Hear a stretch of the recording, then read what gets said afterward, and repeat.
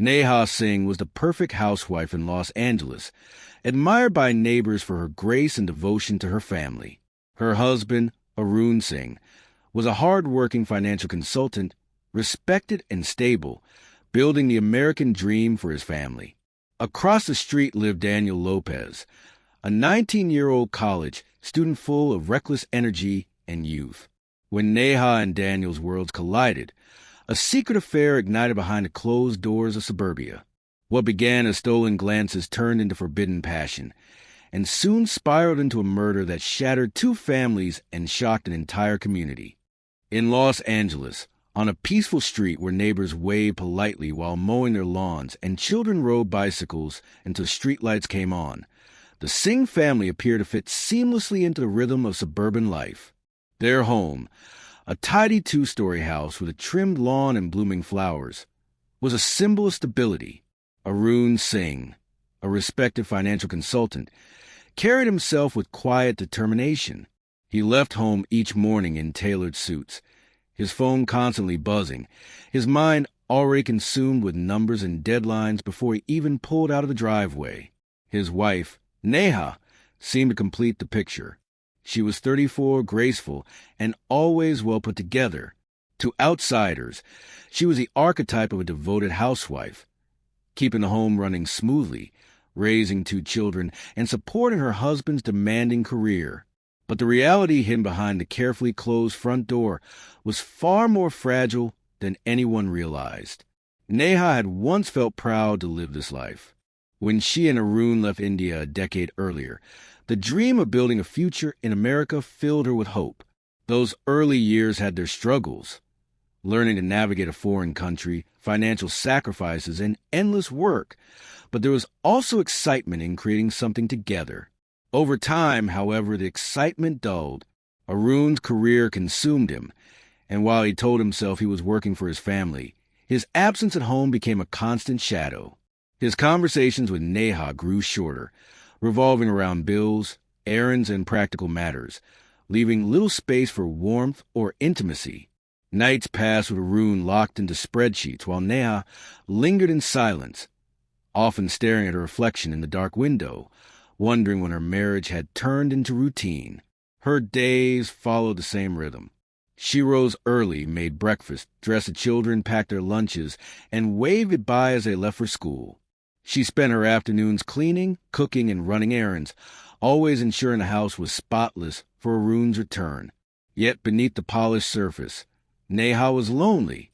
The lack of emotional connection ate at her quietly, and she found herself longing for something she couldn't quite name: attention, excitement, or perhaps the simple acknowledgement of her existence beyond household duties. To her neighbors, she appeared calm and content. They often saw her sitting on the porch in the evenings with a cup of tea, watching her children play. Some admired her elegance, others envied her apparent peace. But in those moments of stillness, her thoughts drifted elsewhere. She imagined lives where love remained alive, where passion did not fade into chores, and where she wasn't defined only by what she provided for others. The emptiness gnawed at her quietly, unspoken and unnoticed. It was this invisible void, buried beneath layers of appearances, that would slowly drive Neha toward decisions capable of shattering not only her own life, but the lives of everyone around her. Across the street from the Singhs lived the Lopez family, whose son Daniel was 19, full of restless energy and ambition. He was on the brink of adulthood, caught between the responsibilities of college life and the lingering freedoms of youth. Where Neha carried herself with elegance and composure, Daniel embodied recklessness and charm, a mix of confidence and curiosity that drew attention without effort. Their paths crossed often. Quick greetings while checking the mail, polite nods during neighborhood gatherings, casual exchanges when he offered to help with groceries.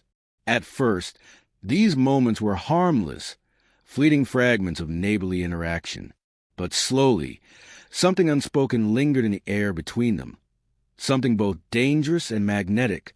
Neha noticed Daniel's glances, the way his eyes lingered a second too long, the way he smiled as though he understood something others did not. For someone starved of attention, those small gestures felt intoxicating. Daniel, meanwhile, was fascinated by Neha's poise, her maturity, and the quiet sadness he sometimes caught in her expression. Curiosity blurred into attraction, and what began as casual encounters soon took on a different energy. Their first real step toward danger was subtle.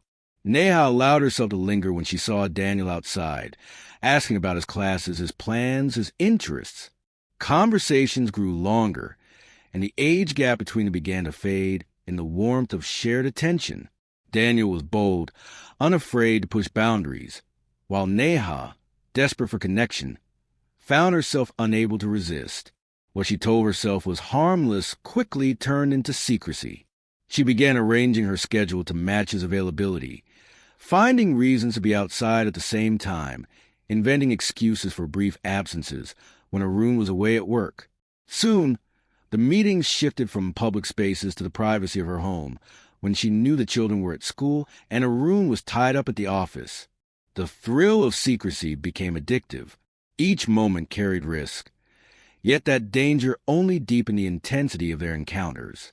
Neha felt alive again, as though years of loneliness had lifted in a single reckless decision. Daniel, young and impulsive, reveled in the thrill of forbidden passion. But with every secret meeting, the line between desire and disaster blurred further. What started as stolen glances across the street became a full-fledged affair, hidden beneath the ordinary surface of suburban life. In the quiet of her home, Neha convinced herself she was finally reclaiming the happiness she had lost. In reality, every step she took deeper into this affair was leading her closer to consequences she could never control. Secrets rarely stay buried for long, and cracks began to show in Neha's carefully constructed facade. Arun noticed subtle changes. Her distracted glances at her phone, the way she guarded it fiercely, her sudden need to step outside for brief calls. At first, he dismissed these as harmless habits. But as the weeks passed, unease grew within him. He was a man who thrived on logic and details, and the inconsistencies in her stories gnawed at him. Why had she been late returning from errands? Why did her explanations feel rehearsed? Questions piled silently in his mind, forming a storm he could not ignore. Daniel's parents also began to notice changes. Their once responsible son was suddenly secretive, spending late nights out, neglecting schoolwork, and disappearing without explanation. When confronted, he brushed them off, claiming stress from college and the need for independence. But their instincts told them otherwise. Though neither family could see the full truth yet, suspicion was quietly circling, waiting for the right moment to reveal itself. For Neha, the weight of secrecy became unbearable. She juggled her duties as a mother and wife, while living a double life filled with lies and stolen time. Every knock on the door, every unexpected phone call, sent her pulse racing with fear of exposure. Yet despite the mounting tension, she could not bring herself to end the affair. Daniel represented freedom, passion, and validation, all the things missing from her marriage. The more she clung to him, the more careless she became. Her obsession grew darker with time. She began fabricating reasons to be alone, sending the children to playdates or arranging errands at odd hours. She lived in constant anxiety, but the addiction to secrecy kept her trapped. Daniel, young and inexperienced, failed to grasp the danger of their actions. To him, it was a thrilling adventure, something exciting to brag about privately in his mind. But for Neha, it was becoming an uncontrollable need. The fragile balance of appearances was collapsing. Arun's suspicions deepened, Daniel's family grew uneasy, and Neha's desperate choices only dug her deeper into a hole she couldn't escape. What began as excitement was now a dangerous gamble, and the first tremors of an inevitable disaster were beginning to shake the ground beneath them. The breaking point came one warm summer night. Arun, unable to contain his suspicions any longer, confronted Neha after the children had gone to bed. The evidence was undeniable. Messages and photos hidden on her phone, proof of a relationship that destroyed the illusion of their marriage. The discovery shattered him, and anger consumed the silence of their home. Years of trust unraveled in an instant, replaced by fury and betrayal. Neha, cornered and terrified, tried to defend herself, but the confrontation escalated quickly. The argument grew louder, more volatile, until rage spilled over into violence.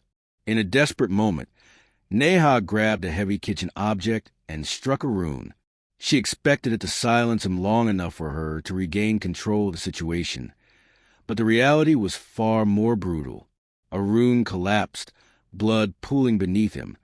His breath fading as the way it would just happen sank into the air. Shaking, her mind spiraling, Neha turned to the only person she believed could help, Daniel. She called him in a panic, her voice trembling, dragging him into the nightmare she had created.